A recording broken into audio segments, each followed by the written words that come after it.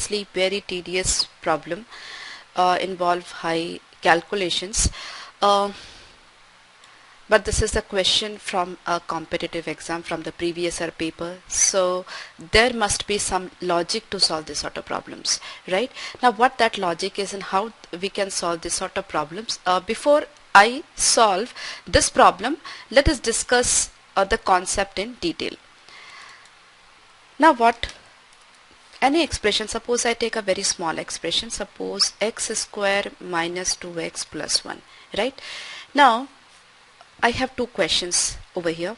If I divide this expression by x minus 1, what will be the remainder?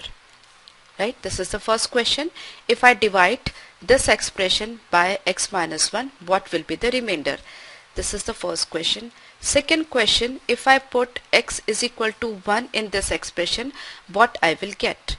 Suppose this is px. Okay. If I put, or I can say what will be the value of p1. So there are two different questions, right? If I divide this expression by x minus 1, what will be the remainder? If I put x is equal to 1 in this expression, what I will get? What is the value that I'm going to get, right? But these two are different question, but method of solving both the question is same. In both the cases, what you will do, you'll put 1 in the expression and will see what you are getting. Suppose you are putting 1 over here, so it is 1 minus 2 plus 1 is equal to 0. That means when you divide this expression by x minus 1, the remainder is 0. And when you put x is equal to 1 in this expression, still the value of this expression is 0, right? And you can go by the normal division method also if you don't appreciate this idea, like how do we find out the remainder when this expression is divided by x minus 1. So this is x square minus 2x plus 1. Here it is x square minus x, it is minus x plus 1, so it is minus 1. So it is minus x plus 1, so it is 0. So remainder is 0. Okay, so when you divide this expression by x minus 1, remainder is 0, and when we put x is equal to 1, still we are getting the value as 0. That means if I ask you the question, if you divide this expression by x minus 1, what is the remainder? And the other question, if I put the value of x as 1, what will be the value of p1 or this expression? Then your answer will remain same. Now the same thing will be over here. If this expression is what will be the value of this tedious expression if you put x is equal to 11?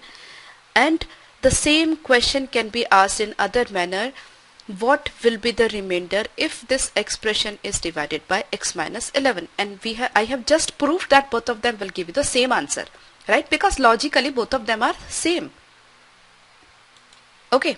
So instead of putting 11 in this entire expression, 11 raised to 5, 11 raised to 4, then multiply by 12 and blah blah blah, what I can do is I just simply divide this expression by x minus 11, and whatever is the remainder, whatever will be the remainder which I will get, that will be the value of this expression when x is equal to 11, right?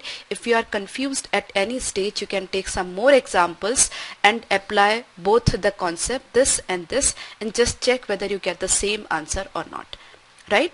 So if I divide this expression by x minus 11, whatever is the remainder, that will be my answer.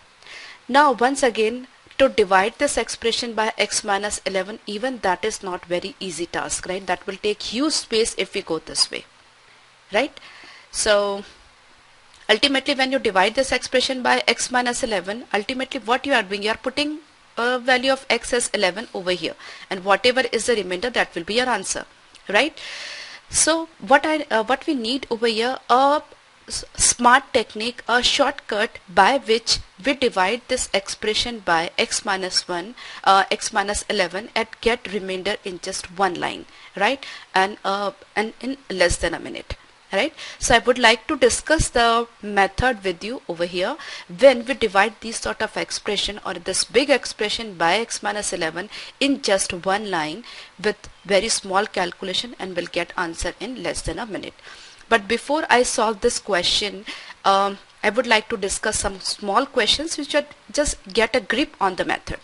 Okay, so let's take a very small first question.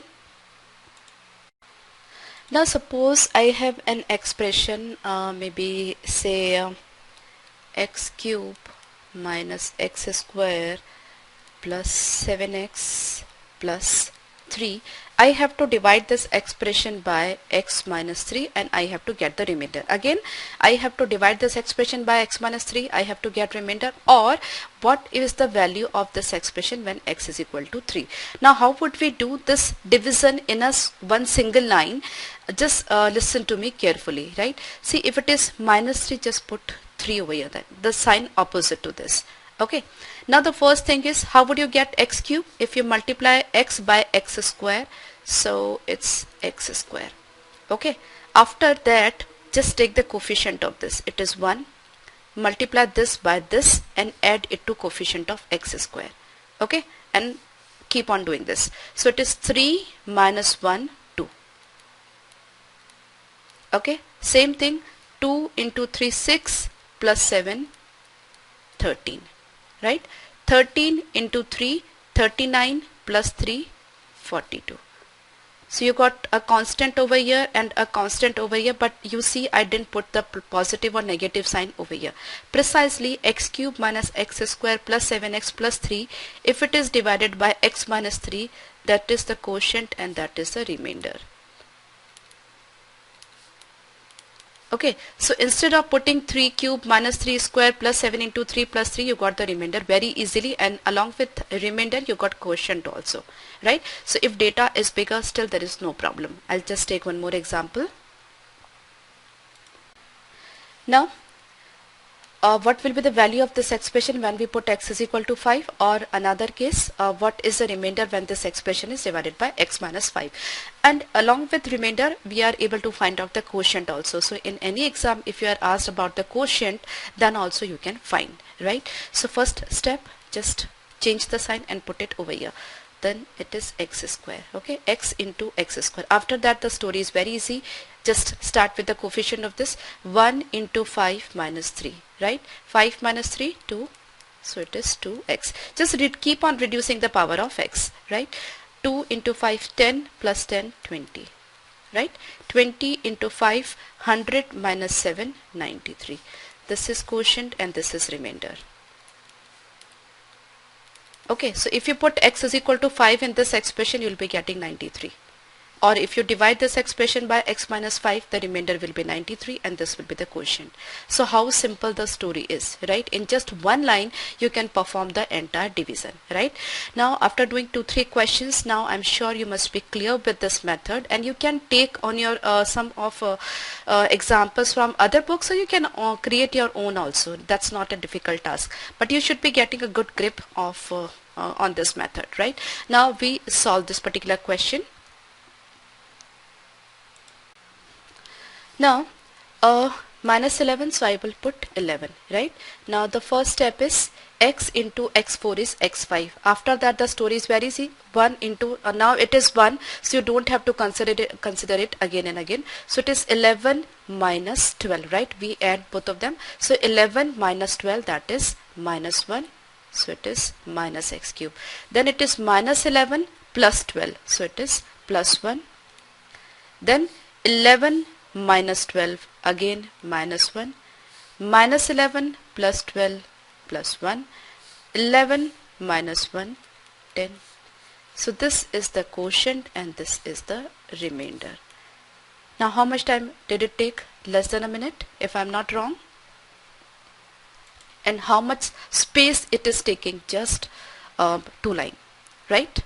So if you put x is equal to 11 in this expression, your answer, you'll be getting the value as 10, or in otherwise you can say, if this expression is divided by x minus 11, the remainder is 10, right? So both ways you can understand the concept, but yes, practice is necessary, so you can save your time and space as well, and you can just get a good grip on the method, right? But method is really very easy.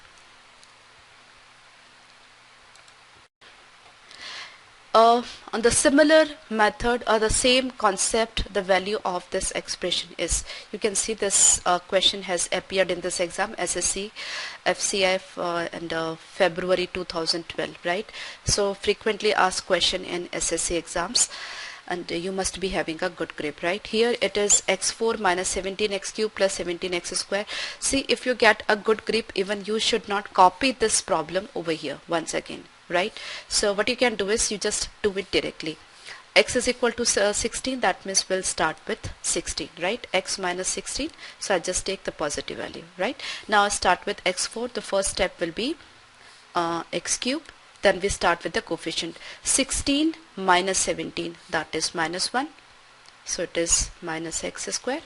Then minus 16 plus 17 plus 1, 16 minus 17 minus 1, 16 plus 17, minus 16 plus 17, minus 16 plus 17, 1. So this is the quotient, this is the remainder. So how much time did it take? 30 seconds, not more than that. If I am explaining and I am taking 1 minute, then if you do it on your own, you will not take more than 30 seconds. Similarly, suppose you have any other, maybe x raised to 4 minus 6x cube plus 3x square minus 2x plus 5 when divided by, say, x plus 2, what is the remainder, right? Or the other question, if you put x is equal to minus 2, then what will be the value of the expression? So just put the negative 2 over here, right? Now x4, x, you need x cube. Minus 2 minus 6 minus 8.